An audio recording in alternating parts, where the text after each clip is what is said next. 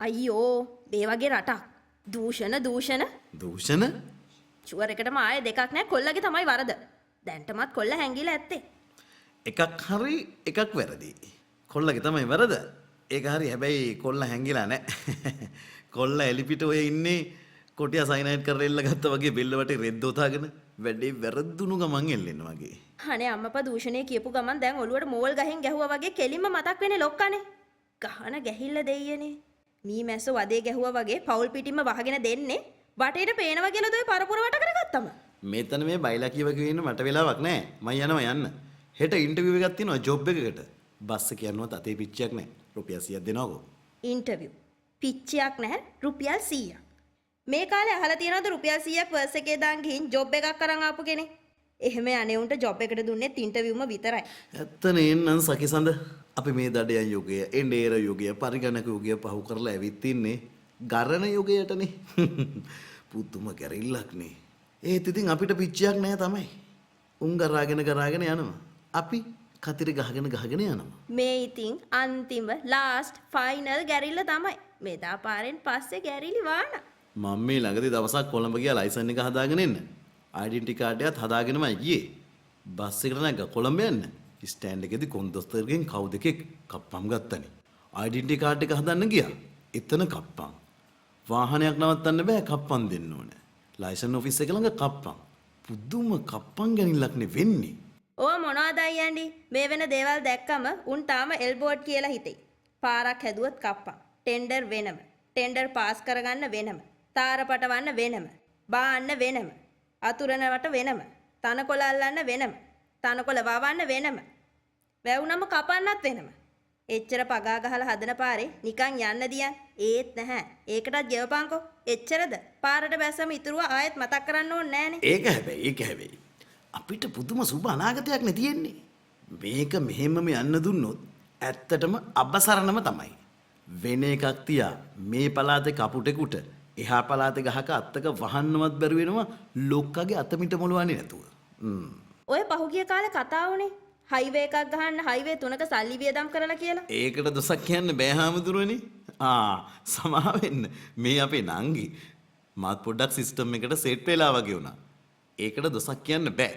මොකද ඕවා international standard වලට කරන ලොකු වැඩනේ. ඕවා ගමේ ගොඩේ අපිට තේරෙන්නේ නැහැ. බයිලට තේරුණාට. මං හිතන්නේ පාර හදලා ඉතුරු සල්ලි කාපට් එක යටට දානවා. හදිසියක් වුණොත් ගන්න.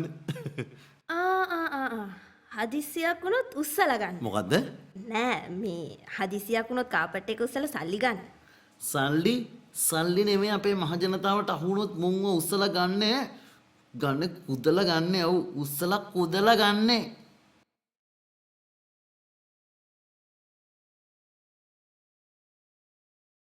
ඇත්තටම ওই අයියේ අපේ තාත්තා රජයේ සේවකයා වෙච්චි. හම්බ වෙන සොච්චමෙන් ගෙවල් කුලිත් ගෙවලා, ලයිට් බිල්, ෆෝන් බිලුත් ගෙවලා, ලෝන් එකත් ගෙවලා, කාලා ඇඳලා, හවසට හීනියට පොඩි එකකුත් කරලා, ඕටී කට්ට හම්බ වුණාම පොඩි චිකන් කෑල්ලක් ගෙනල්ලා කාලා බුදු ආතල් එකේ ඉන්නවනේ. ආස්චාර්යයට යන දාට පොඩි කාර් පොඩ්ඩකුත් ගන්නවා කිව්වා. ඒක වෙන කතාවක්. ඇත්තටම මුන් මෙහෙම හම්බ කරලා මොනවදෝයි මේ සල්ලි වලට කරන්නේ? අර කියපු වැඩේ තමයි ඉතින්. මොකද්ද කියන්නේ? ආස්චාර්යයට ෆැමිලි ට්‍රිප් එකක් දාන්න යන්නේ. ඒ කිව්වේ ගමේ බයියෝ කොළඹ ආවා. දැන් මේ ගජරාමෙට සුද්ධ දෙනවනේ. තමන්ගේවයි, අනුන්ගේවයි, අපේ ඒවයි, රටේ ඒවයි, ලෝකේවයි මුළු ශීරපතේටම සුද්ධ දෙනවනේ. හරියට බල්ලා පිඟානේ කෑවා වගේ. කාපු පාරක්වත් නැහැ අන්තිමට. ඉතින් කියන්නේ ආස්චාර්යයට යන ජෙට් එක ලෑන්ඩ් කරන්න මත්තල ග්‍රවුන්ඩ් එක හදලා තියෙන්නේ. දන්නවද? අයියලා දන්නවා දුවන්න පාර මදි වෙනකොට අන්තිමට ගමේ ගියත් ගමෙන් එලවනවා. රැහෙන් පිට දීග ගිහින් කුවේනිට වෙච්ච දේ දැක්කනේ. හැමෝම පන්න ගත්ත අන්තිමට. සහෝදරයෝ පවා පැන්නුවානේ. ඒ කතාවට උනේ මෙතනට. අයියලා පන්න ගන්නෙ නැහැ. ෆැමිලි එකටම තනි පැකේජ් එකනේ. ඒක හරි පරපුරවුලක් නෑ. ඒත් ගමෙත් ඉන්නවා බොරු. මේ පාර මෙහෙම් පන්නනකොට පොඩි බැඳගෙන ගමට පැන්න. ගමේ ග්‍රවුන්ඩ් එකේ ජෙට් එක තියෙනවා නැග්ග පැන්න. ඕක තමයි බං ආශ්චර්යයට යනවා කියන්නේ.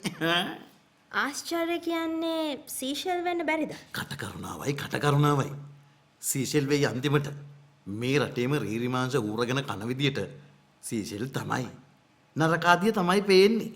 දැන් ඉතින් සීසෙල් වලට මෙහෙන් ආසියාතරා යනවා. ඉන්ෂුරන්ස් තියෙනවා. බැංකු තියෙනවා. බලාගෙන ගියාම සීසෙල් නරකාදියත් නරක නෑ බොලව්. ඇත්තටම අයියන්ඩි විලි ලැජ්ජාවේ සන්තෝෂෙ බැහැ කියන්නේ මෙච්චර මේ රටක එහෙන් කන්න නැහැ. දරුවන්ට කන්න දෙන්න විදියක් නැතුව අම්මලා කරවිල කවනවා අමුවෙන් බඩගින්නට. එහෙන් මන්ද පෝෂණේ. එහෙන් වකුගඩු ප්‍රශ්න. මෙහෙන් නියම් බොන්න වතුර නැහැ.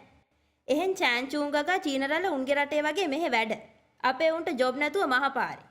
චීනා මෙහෙ ඉන බල්ලොත් මරන් කකා වැඩ. ඇත්තටම විලි ලැජ්ජ නැතුව ඇස් පේන්නේ නැහැ වගේ හොරා කන කෑම. රෙද්දක් ඇඳන්ද මේ ඉන්නේ? නෑ. රෙද්දේ වාටි මහලා පූට්ටු කරලා. එතකොට රෙද්ද නෙමෙයි සරම. සරම ඇඳන් ඔක්කොම කරන්නේ. ඔය පවුල් කොම්පැනියේ රෙද්දක් අඳින එකයි ඉන්නේ. ඒ පුයරමලත් රෙද්දක් අඳින එකක් ඈ. මොන රෙද්දක්ද? ඇත්තටම මට නිකන් සෙට් එක මතක් වෙනවා පෙරහැරක යනවා වගේ. බය වෙන්න එපා. ඔය සෙට් එක පෙරහැරක යන්නේ නෑ එකට. ඒකනොත් එකෙක් දෙන්නෙක් එළියට පනිනවා. එකතු කරන පින්කඩ ටිකට වැඩේ දෙන්න. නෝට්ටු නෙවෙයි. කාසි වුණත් මොකද? පිරිවර එතන. නෑ අප්පා. ඇත්තටම මට පෙරහැරක් වගේ සෙට් එක මැවෙනවා. නිකන් ඉස්සරහෙම ඇතා එනවා. මරා. ඊට පිටිපස්සෙන් එනවා රොබෝ. ඇවිදිනවා වගේ නිකන්. ඇරිකන ඩෝල් බෝනික්කි වගේ. ඒත් කටේ hina පොතක් නෑ. ශිරා. ඒ වගේ. ඊට පස්සේ වසවාර්තිය තුන් කට්ටුව. දෙන්නෙක් පොර කනවා එක බෝලෙට. ඇත්තටම මුන් සෙල්ලම් කරන රගර් බෝලේ රවුන්ඩ් නැතුව හැඩේ වෙනස් වෙලා ඇත්තේ එක බෝලෙට නාරයි යෝරයි රණ්ඩු වෙලා වෙන්නේ නැති. ඊට පස්සේ එනවා ඔන්න රොකට් පුතා. රා. උන්ට කලින් අපි රොකට් යවුවේ.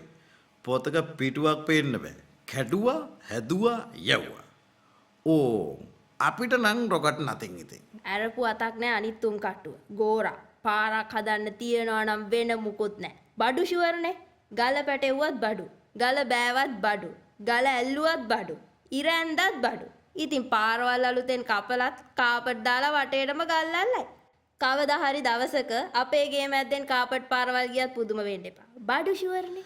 ඊට පස්සේ බැරා. හොරා බැරා. කාසි නෝට්ටු පේන්න බෑ. බඩු ෂුවර්නේ. දැක්කද? බහිර්වැය කිල්ල වගේ. හොරා. සොරි බැරා. චාරා. ඕඩර්. කොච්චර සුවර්ද කියනවනම් කැලේක ගෝනෙක් පේන්න බෑ. ඒ තරමට සුවර්. උන්දගේ පුතාට නම් ඉතින් කත්තරගම දෙයි හාමුදුරුවන්ගෙම පිහිටයි.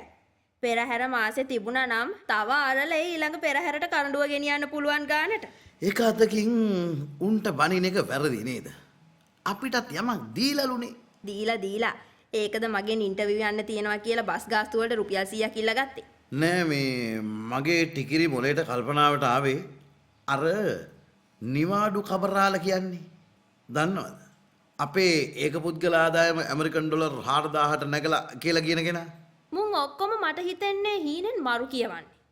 ඇමරිකන් ඩොලර් කොහෙන්ද බොලව ශ්‍රී ලංකන් රුපියල් නැති අපේ පර්ස් වල. ඔය නිවාඩු කබරාල වගේ හීන් නූල් ගණන් සූත්‍රකාරයෝ පොඩි මස් කුට්ටියක් දුන්නම හොඳට තප්පුලනවා.